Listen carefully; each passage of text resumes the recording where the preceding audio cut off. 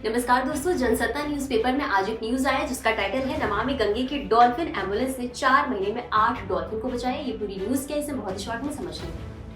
तो आज हम बात करेंगे भारत की पहली डॉल्फिन एम्बुलेंस और नमामि गंगे मिशन के तहत गंगा डॉल्फिन संरक्षण के एक महत्वपूर्ण अभियान की। आपको बता दें कि हाल ही में उत्तर प्रदेश के बिजनौर जिले में संचालित इस विशेष अभियान ने केवल 4 महीनों में 8 गंगा डॉल्फिनों की जान बचाकर एक बड़ी सफलता हासिल की है। यह पहल केवल वन्यजीव संरक्षण का उदाहरण नहीं बल्कि भारत में नदी पारिस्थितिकी और जैव विविधता संरक्षण की दिशा में एक नया मॉडल बनकर उभर रही है।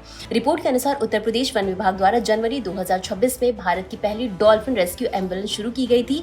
यह विशेष वाहन अत्याधुनिक चिकित्सा उपकरणों से लैस है ताकि संकट में फंसी डॉल्फिनों को तुरंत उपचार और सुरक्षित परिवहन उपलब्ध कराया जा सके। वन विभाग और टर्टल सर्वाइवल अलायंस यानी TSA इंडिया की टीम ने लगभग 13 घंटे के लंबे अभियान के बाद उसे सुरक्षित बाहर निकाला, चिकित्सा जांच की और फिर वापस नदी में छोड़ दिया।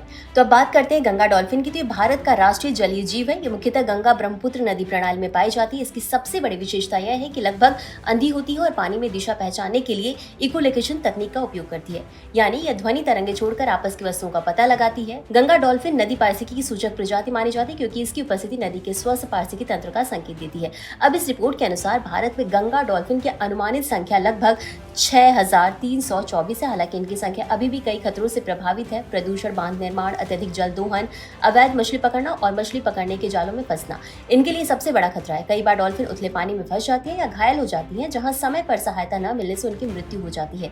ऐसे में डॉल्फिन एम्बुलेंस जैसी पहल अत्यंत महत्वपूर्ण साबित होती है। अब यह पहल हमें ये समझाती है कि नदी संरक्षण केवल पानी साफ करने तक सीमित नहीं होना चाहिए बल्कि उसमें रहने वाले जीवों और पूरे पारिस्थितिकी तंत्र की रक्षा भी उतनी ही आवश्यक है।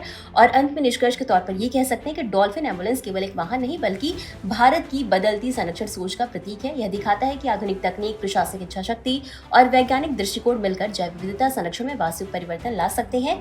और अगर ऐसे प्रयास लगातार जारी रहे तो गंगा डॉल्फिन केवल भारत का राष्ट्रीय जलीय जीव ही नहीं बल्कि सफल नदी संरक्षण मॉडल का वैश्विक उदाहरण भी बन सकती है। और इसी के साथ ही पूरा टॉपिक GS पेपर 3 एनवायरमेंट से जुड़ा हुआ है। तो आज के लिए बस इतना ही। धन्यवाद।